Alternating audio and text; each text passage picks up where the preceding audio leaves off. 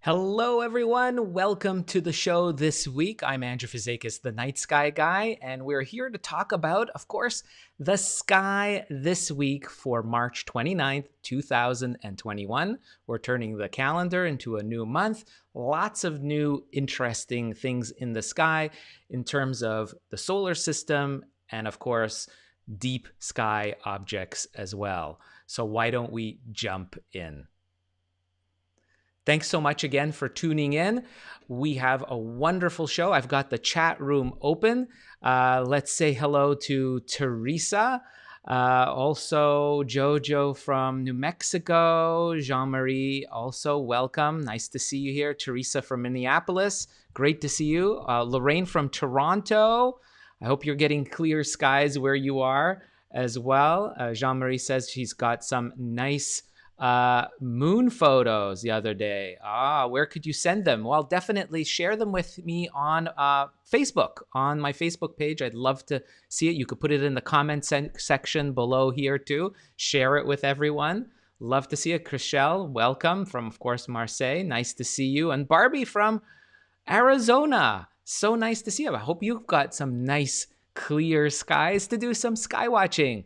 Why don't we jump in right away into the planetarium program and see what the night sky has in store for us this week?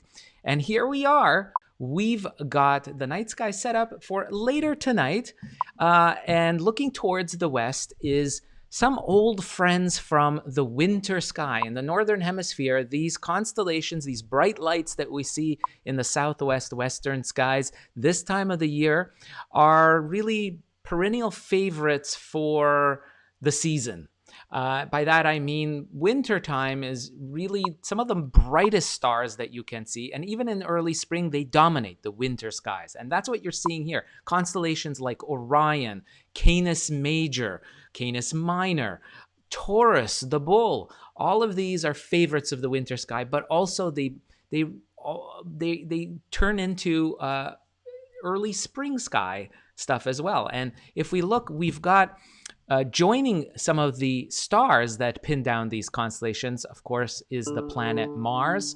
We hear so much about it in the news with NASA's rover Perseverance making headlines, of course, on the planet itself. But you can see the red planet with the naked eye. And later this month, the moon will be joining Mars. So if you haven't seen the red planet for yourself near the moon, we saw that happen in February and in the month of March. Just a couple of weeks ago, we saw that. It will happen again in April, where the two will pair up. So that's great. So stay tuned for that. But it's very easy to find because it's close to another orange star, Aldebaran, a true star, and that marks the eye of Taurus the bull. And what I wanted to showcase now with the moon maybe later in this week. So if you kind of wait a few days into the first few days of April, the moon will be rising later and later at night. In fact, into the early morning hours, your local time. In the east is where the moon is rising. And so we're recording this on March 29th. On Sunday, just yesterday, we saw the full moon. I don't know if you guys saw the full moon rise. It was absolutely beautiful. Any full moon every month is just gorgeous to watch. And so now the moon will be rising later and later at night, meaning that we get dark skies earlier in the evening. And you can take advantage of those dark skies without the lunar glare blinding you. You get to see what we call deep sky objects, things that are beyond the solar system. And one of those challenging objects that are super cool to see if you're a backyard sky watcher, and this is a challenge for those of you that are newbies to the hobby. You need binoculars or a small telescope to see this, but I thought I'd bring this out because I haven't mentioned it for a very long time. It's a deep sky object, and we've talked about the Pleiades that are over here. I'm circling it with my mouse. This is a beautiful open cluster. It's a very, very famous deep sky object. Let me just show that properly. There we go, the Pleiades. And take off some of the star names because there's a little too much with that, I think. There we go, just a few of them. And you can see what is very neat is you've got two star clusters, the Hyades, which is pinned down by Aldebaran, it's a big circle here, and then the small circle is Pleiades. And we've talked a lot about those. But there's another very interesting object in Taurus the bull, and it's near the tip of the horns of Taurus the bull, the one on the left. You see the tips of the horns of the bull are marked by this star over here, Elnath, and then there's another one here called Zeta Tau. Now, Zeta Tau has a friend next door that you need binoculars or a telescope to see, and that's called the Crab Nebula. Those of you that have dabbled into amateur astronomy may have heard of this deep sky. It's quite famous. It's one of the more famous deep sky objects that are available for backyard sky watchers to hunt down. And the Crab Nebula is just off to the right of Zeta Tau. And this is in a binocular field. I'm going to simulate a binocular field. You can see this is about what an average pair of binoculars will see. If you pin your sight down, now remember, this is the two stars that mark the tip of the horns of the bull. The left star is where you want to look at, and then point your binoculars and look through your binoculars or a small telescope. But through binoculars, this is the field of view that you'll get. Let me adjust that. That's about what you'll see. And you'll see a faint, very faint smudge of light. It looks like a little tiny cloud or a little puffball that's just to the right of Zeta Tau, this star that marks the end of one of the horns of the bull. And that little puffball, if you have a telescope, then under high magnifications, it reveals itself into this massive cloud. It looks literally like an exploding cloud. And guess what? That's what the Crab Nebula is. The Crab Nebula represents an exploding cloud 6,200 light years away. And I'll show you a nice view of it. This is a photograph through a backyard telescope. And so what you're looking at is a star that exploded. And we saw this, astronomers back in the year 1054 AD. In the year 1054 AD, almost 1,000 years ago, astronomers, people, sky watchers at the time, saw this new star appear in the sky. And this is in Taurus, the bull, that constellation. That is where they saw it. And sky watchers around the world saw this. We know this because it's marked in sky charts that have been drawn by astronomers, sky watchers from China. We have this Also in southwestern United States, indigenous people there living at the time drew this on petroglyphs, on rocks. Really amazing to have this knowledge from way back when. And we know that with telescopes, we can look at this site where that star exploded, and we see that cloud still expanding today as we speak. And Hubble Space Telescope has looked at this and can actually see the small miniature in the last 20 years or 30 years that the telescope has been around. We've been able to see it with our telescopes, that expansion of that cloud. Astronomers have measured the tiny movement in these gaseous filaments that you see out there. It's a really amazing sight to see. And I'll show you a Hubble view. This is the view from the Hubble Space Telescope. Look at the detail that the Hubble Space Telescope can see of the Crab Nebula, also known as Messier 1. So Charles Messier, that famous French astronomer from the 17th century, we thank him for making a wonderful catalog of 110 different deep sky objects beyond our solar system that are just beautiful to look at for backyard astronomers using telescopes and binoculars. And some are even visible, of course, with the naked eye. But this particular one, the Crab Nebula, which kind of, I guess, resembles a crab, this is the view from the Hubble Space Telescope. And why does Hubble image look so amazing? Remember, that's because the Hubble Space Telescope actually is above the Earth. It's parked in an orbit about 800 kilometers above our heads, orbits the Earth, and it's above the blurring effect of the atmosphere of Earth, right? So being outside of that atmosphere, the molecules in the atmosphere, they basically create this blurring effect for vision. It's very much like if you throw a penny into a pool, a backyard pool, and you look at that penny at the bottom of the pool, you don't see it very clearly, do you? I mean, it's wavy. You get moments of clarity that you can see details on that penny at the bottom of the pool, but mostly it's blurry.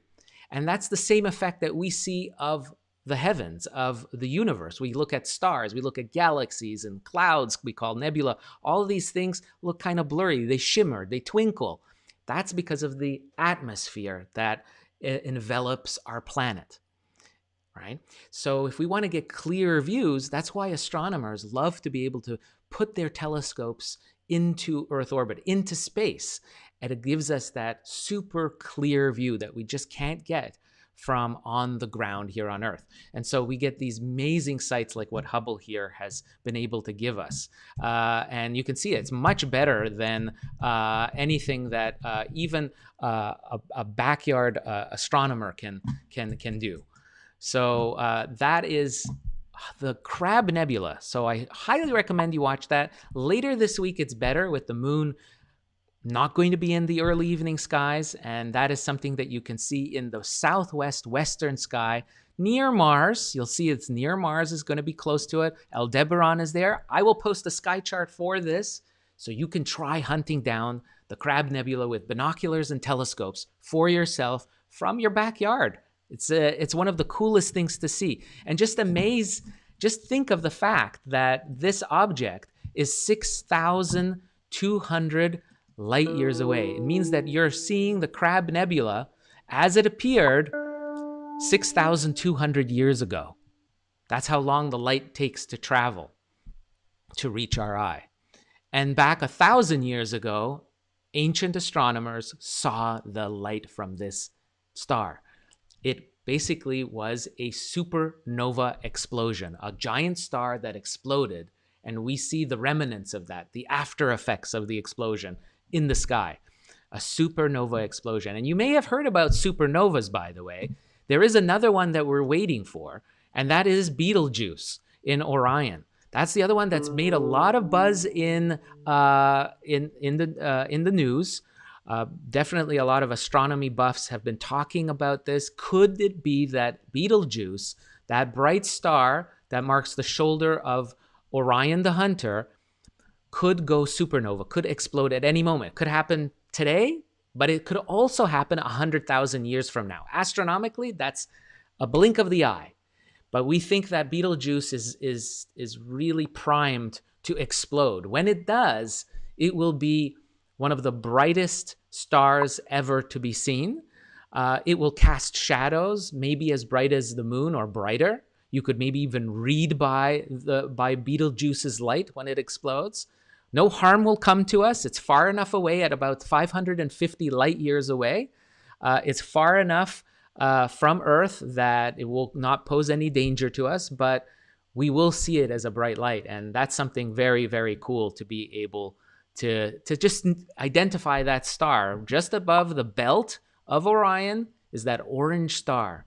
And I'm just mentioning that because we're talking about, of course, the Crab Nebula as another really fascinating supernova. We call a remnant of a supernova. That's what the Crab Nebula is. So I'll have sky charts for that for you guys to look at. Now, another amazing deep sky object that I wanted you guys to look for with binoculars and telescopes is in the northwestern sky. So if we kind of zoom around in this planetarium software and we settle in on the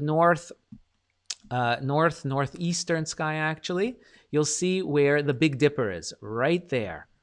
Right there is the Big Dipper. You can see I'm marking it off with my mouse. And if we look just off the top of the two stars of the Big Dipper is on its side right now for anyone right across the northern hemisphere. You guys can see this in mid-evening. And what I want to showcase, we looked last week at one particular bright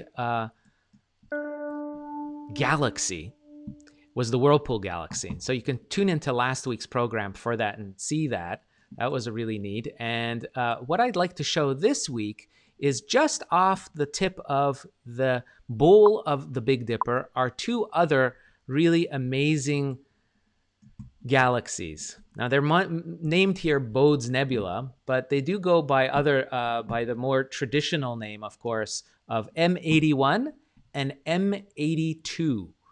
M81 on the Charles Messier list. Again, that wonderful list of deep sky objects for us. These are two beautiful galaxies. And I can tell you, with a small telescope, they are incredible to look at because you can see the shape of both of these galaxies.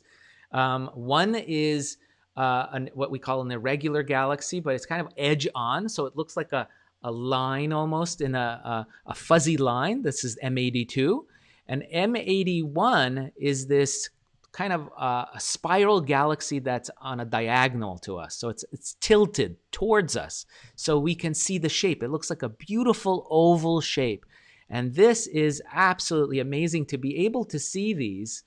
They're 28 million million light years away. Not even kilometers. You see, that's what humans tend to think of as kilometers or miles, but we're talking about light years. So when you're looking at these objects through a backyard binoculars, this is pretty much how you'd see them. Two little faint fuzzy blobs close to each other. With a telescope, you'll get a better view, more like this, just about being able to get both objects in the same field of view under low power magnification in your backyard telescope. And it's amazing to think that you're looking back in time 28 million years. That's how long the light takes to travel from these two galaxies. They're relatively close by, and they're about the same distance from each other. I should say this is about half the distance M82 is, about 12 million light years, while this is 28 million, M81 is, the spiral galaxy. And there really are some beautiful, I'll show you a beautiful picture of M81, backyard picture, just spectacular. Look at those filaments of the spiral arms that just sort of hug the core of this galaxy.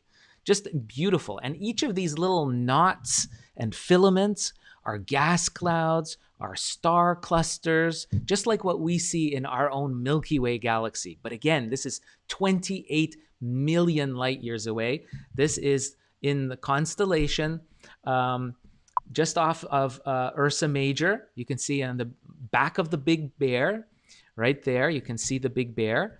And it's very close to the Big Dipper. And you use the Big Dipper's last two stars you can see in the bowl right here, these two stars, as a great guidepost in tracking down M81 and M82. It's just off of there. And you just use your binoculars to scan off to the side. I will have sky charts for this as well, so you don't want to miss that. So that's basically for deep sky objects that we can see. Let me turn to the chat room and see where all of you guys, my friends, are. We've got Sean from Trinidad joining us. We have Carol. Thank you. Best wishes to you too. Peter says, I saw supernova in M82 a few years ago. That's fantastic. Oh my God. To actually see a star explode in another galaxy, what an incredible sight. Such few humans have been able to see that. So you're fortunate, Peter, to see such a wondrous sight. We have Avian Bob from Luxembourg, Serene from Bangalore, Gopa from New Jersey, and Aiden from the Philippines. Thank you so much for joining me. I'm Andrew Fazekas, the Night Sky Guy, and we're talking about the night sky this week for March 29th. So why don't we now turn to the morning sky? Because if we look at the moon and we focus on the moon, here, how about this? I'm going to put this back a little bit earlier, and we're going to focus, again, this is on Monday, but I'll show you the moon climbing up in the eastern sky. But you'll see that this happens quite late at night. And let's look at where the moon is. You can see right here. I'm going to put it back for today. Let's just do today. Here we go. And we wait until the moon rises. And look at this. In the east, late at night. So this is around, I'd say around 9:30 at night. The near full moon. We had the full moon on Sunday night. This is Monday night. The moon is nestled in the constellation Virgo the Maiden. That's where you're seeing the moon. Nicely, well, I'm gonna make it a little bit bigger so you can see it clearly. There we go. Far off to the left is an orange star to the moon. That's Arcturus. That's the main star in Bootes, the constellation, the herdsman. And right next to the moon is a blue star. Just a fascinatingly beautiful blue gem, close, gliding very close to the moon.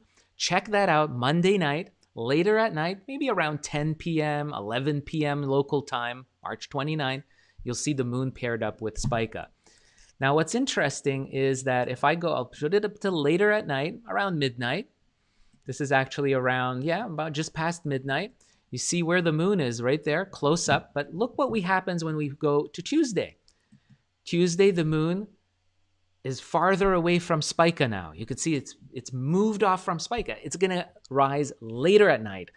And then the moon will be in the constellation Libra by Wednesday. And if we make it later, we're already, to see the moon now, you'll have to be getting up, or staying up actually, after midnight, way into the early morning hours to see the moon. And the moon will be a great sight by Thursday. At just before dawn. I want you to look at this sight. Just absolutely beautiful.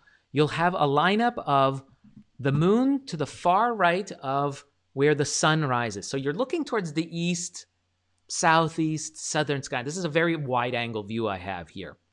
So you actually have to move your head to see all of this. So you'll definitely see the moon. And what I want you to look for right next to the moon is you'll see an orange star.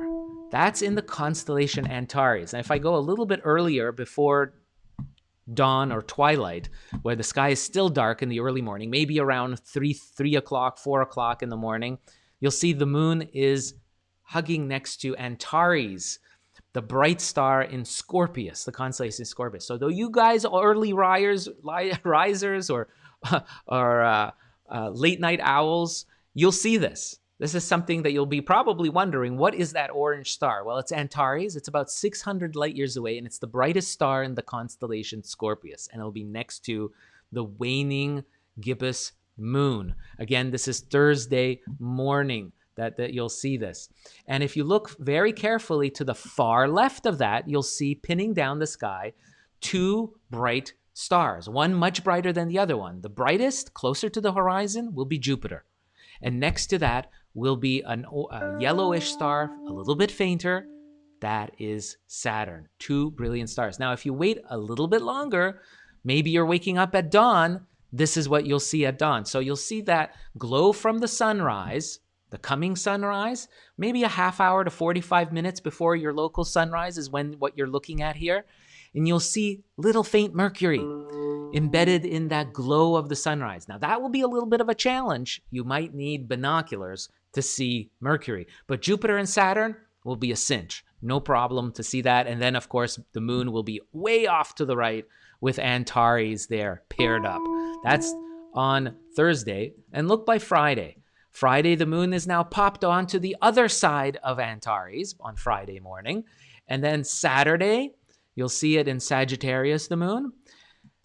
Sunday, look at that. By Sunday, the moon is approaching Saturn and Jupiter. And then by Monday morning, a week from this broadcast, we're into April, the moon will be now forming a wonderful triad with Jupiter and Saturn. Amazing sight, folks. You don't want to miss any of that. So with that, I want to thank you so much for joining me. We've got stuff in the evening sky, deep sky treasures to see. I'll have sky charts for all of that. And of course, sky charts for these early morning risers that are out there that want to see the planets and the moon dance in the pre-dawn skies. It's really a very cool sight. Again, thank you so much for spending a few moments of your time with me. If you like this video, then hit that subscribe button. Please make sure you share and like this video too. And until next time, I wish all of you guys, of course, clear skies. Bye-bye.